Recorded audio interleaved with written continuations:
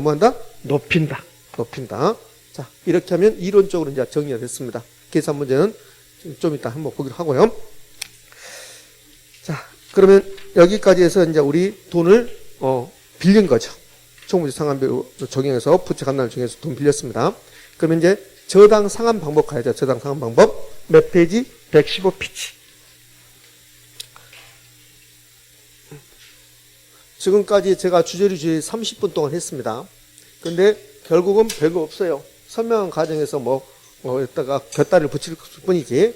그러면 첫 번째 금융의 분류 이거 하나 하면 되잖아요. 두 번째 이자율 결정을 내서는 대출 비율이 대부분이 높아지면 대출금리 뭐한다? 높아진다. 그거 하나고, 그다음에 고정이자율, 변동이자율에서 고정이자율에서는 예상하지 못한 인플레이션이 발생했다. 이렇게 되면 은행이 손해봐라. 대출자 실질금리 떨어진다. 대출자 손해. 그다음에 차입자는 이익 본다. 그다음에 두 번째 어느 경우에 저기상환 발생할까? 시장이자율이 떨어질 때 그것밖에 없잖아요. 그다음에 변동이자율 저당에서는 기준금리가 변동할 때 금리를 바꾼다. 그 변동 주기가 짧을수록 대출자가 유리하다. 그다음에 세 번째 고정이자율과 변동이자율 비교했을 때 세 개 나왔잖아요. 세 개. 첫 번째 대출 시점을 기준으로 본다면 고정이자율이 높다. 두 번째 물가가 상승하는 시기에 대출자는 변동이자를 선호하고 차입자는 고정이자를 선호한다. 세 번째 물가가 상승할 때 채무 불이행 위험이 높은 것은 무슨 이자율? 변동이자. 그래서 금리 상한 변동금리가 나온다. 그렇잖아요. 그러면 여기 대출 기준. 주택인 경우는 두 가지. 담보인정 비율. 주택 가격 가지고 대출을 결정하겠다. 총부채 상환 비율은 차입자의 소득 가지고 대출을 결정하겠다. 그다음에 상가인 경우는 담보인정 비율, 상가의 가격 가지고, 그 다음에 부채 감당률 기준. 부채 감당률은 상가의 순용업소득, 상가의 현금 수지 가지고. 그래서 부채 감당률 기준을 현금 수지 기준이라 하고, 담보인정 비율 기준을 뭐라 한다? 자산가치 기준이라 한다. 그럼 끝났네. 자, 저당 상환 방법 가죠. 저당 상환 방법. 저당 상환 방법은 돈 빌리고 갚는 방법.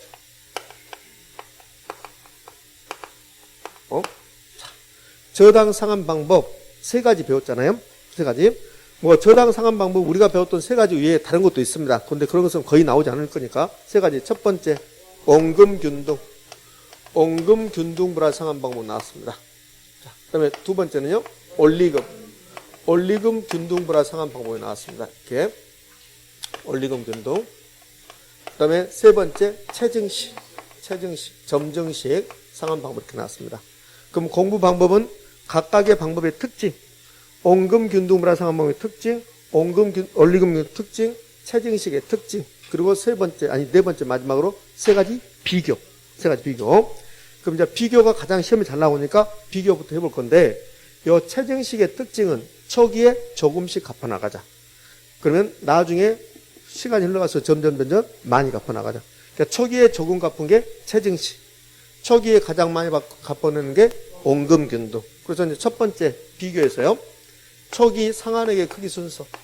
초기 상환액의 크기 순서를 물어보죠. 크기 순서. 그럼 초기 상환액의 크기 순서는 가장 먼저 원금균등이 가장 많이 갚죠. 그 다음에 원리금균등. 그 다음에는요. 체증식. 이 세 가지를 비교하면 어떻게 나오든 간에 원리금균등이 가운데 있다는 거. 이렇게. 그러면 초기 상환액의 크기 순서는 누구 입장이고, 여기 상환액은 차입자 입장이고, 대출자 입장에서는 상환액이 뭐가 되는 겁니까? 해수액. 그럼 은행이 돈을 빌려주고 초기에 해수를 많이 해야 되겠다. 그럼 초기 해수액의 크기 순서, 이 말이 상환액의 크기 순서하고 똑같아지는 거죠. 그러면 초기에 해수액의 크기 순서는 원금균등, 원리금균등, 체증식. 그럼 여기서 약간 응용하면 이렇게 되죠. 은행은 돈 빌려주고 빨리 해소하고 싶다. 그러면 은행이 완전하게 초기에 해소하고 싶다. 그럼 원금균등이 유리한가? 원리금균등이 유리한가? 원금균등이 유리하다. 이렇게 되잖아요. 자, 그 다음에 초기 총부채 상환비율이라는 게 있어요. 총부채 상환비율. 그러니까 총부채 상환비율의 수식까지는 필요 없는 건데, 요 상환이 나왔으니까 똑같은 의미라고 보시면 돼요. 그러니까 총부채 상환비율이 갚아나가는 거거든. 그러니까 초기 상환액의 크기 순서나 총부채 상환비율의 크기 순서나 똑같은 상환이니까 같은 의미다. 그러면 총부채 상환비율의 크기 순서도 원금균등, 원리금균등, 체증식이 된다. 그럼 왜 그렇게 되냐면 이 총부채 상환비율의 수식이 공식이 이렇게 되잖아요. 총부채 상환 비율은 차입자의 연간 소득분의 원리금 상환액 이렇게 되거든. 원리금 상환액. 이게 총부채 상환 비율이거든요. 원리금 상환액 이렇게 돼요. 그러면 원금 균등이든 원리금 균등이든 최저임식이든 한 사람이 빌려왔으니까 그 사람의 차입자의 연간 소득도 똑같겠죠. 그럼 제가 돈 빌려왔어요. 제가 돈 빌려왔는데 원금 균등 빌려오고 원리금 균등 빌려오고 최저임식 빌려왔습니다. 그럼 초기에 저의 총부채 상환 비율을 계산해 보자고요. 그럼 원금 균등, 저의 연봉이 만약 1억이다. 그럼 1억. 원리금 균등도 저의 연봉은 1억이니까 1억. 최저임식도 저희 연봉은 1억이니까 1억 이렇게. 이렇게. 그럼 이 위에가 원리금 상환액이거든. 그럼 세 가지. 원금 균등의 총부채 상환 비율, 원리금 균등의 총부채 상환 비율, 최저임식의 총부채 상환 비율은 수식은 똑같겠죠. 근데요, 차입자의 연봉은 다 똑같잖아요. 차입자의 연봉. 그럼 여기 위에 원리금 상환액은 달라지겠죠.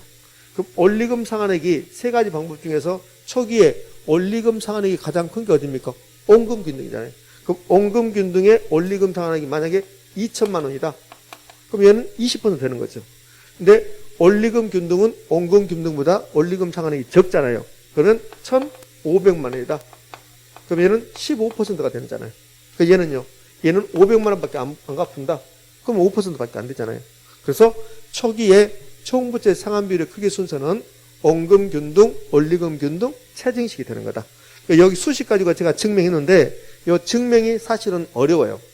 부동산의 결론은 결론을 외워버리면 돼. 그러니까 이 증명은 안 물어보니까 그럼 이거 지워버리고 총부채 상환 비율이 나오면 복잡하게 생각하지 말고 그냥 상환이다. 상환. 갚았다 그러면 갚았다. 그러니까 상환액의 크기 순서, 총부채 상환 비율의 크기 순서 같은 의미다. 이렇게 하시면 되잖아요. 이렇게. 자, 요즘은 요 회수액 가지고도 물어보고 있다. 회수액. 자, 두 번째는 정확하게 표현하면 1회차 상환 후로 하게 돼. 1회차 상환 후에. 한 번 갚은 후에 있어요. 상환 후에. 중도 상환할 때 대출 잔액. 상환한 후 대출 잔액의 크기 순서. 그럼 대출 잔액의 크기 순서는 요 1번하고 반대야. 1번은 갚아버린 거잖아요. 그럼 요 대출 잔액은 아직 못 갚은 거잖아요. 그럼 대출 잔액의 크기 순서는 많이 갚아버렸으면 잔액이 적겠죠. 그러니까 요 최저임식이 조금밖에 안 갚았으니까 대출 잔액이 크겠죠. 그럼 이게 순서는 최저임식이 가장 먼저 나오고, 그 다음에 원리금이고, 그 다음에 뭐가 돼요? 원금이 되는 거고, 이렇게 되겠죠. 이렇게. 자, 이제 대출 잔액의 크기 순서를 또 다른 말로 해볼까요? 대출 잔액의 크기 순서는 아직 못 갚은 거잖아요? 아직 못 갚은 거였으니까 내가 대출을 받은 금액이 10억인데 못 갚은 금액을 뭐라고 하면 잔금이라고 그러죠. 잔금. 여기 대출 잔액이잖아요. 그러면 대출 받은 금액은 10억인데 아직 못 갚은 금액이 잔금이 많으면 잔금 비율이 높을까 낮을까? 높겠죠. 그래서요. 대출 잔액의 크기 순서를 잔금 비율의 크기 순서하고 똑같은 말이 되는 거야. 잔금 비율. 똑같은 말이 되는 거죠. 그 다음에 대부 비율도 아직 못 갚은 금액이거든. 대부 비율도. 내가 8억을 빌렸어요. 10억짜리 부동산을 담보로 제공하고 8억 빌렸습니다. 이 8억이 아직 못 갚은 거죠. 그러면 1억을 갚았어요. 1억을 갚았으면 10억에서 7억 되는 거죠. 7억. 의미하셨죠? 그러면 대부 비율이 80에서 70 됐습니다. 그럼 빨리빨리 갚아버리면 대부 비율이 낮아지는 거야. 빨리 못 갚으면 대부 비율은 높은 상태에 있는 거야. 그러니까요, 대출 잔액의 크기 순서가 아직 못 갚은 거거든. 그럼 대부 비율은 못 갚은 거잖아요. 8억 빌렸는데 하나도 못 갚았다. 그럼 대부 비율이 계속 80%잖아요. 그러니까 대출 잔액의 크기 순서나 잔금 비율의 크기 순서나 대부 비율의 크기 순서나 똑같은 말이 되는 거야. 여기 잔금 비율도 못 갚은 금액이고 대부 비율도 부채 잔금의 비율이고, 그러니까 이 세 가지가 다 똑같은 말이다.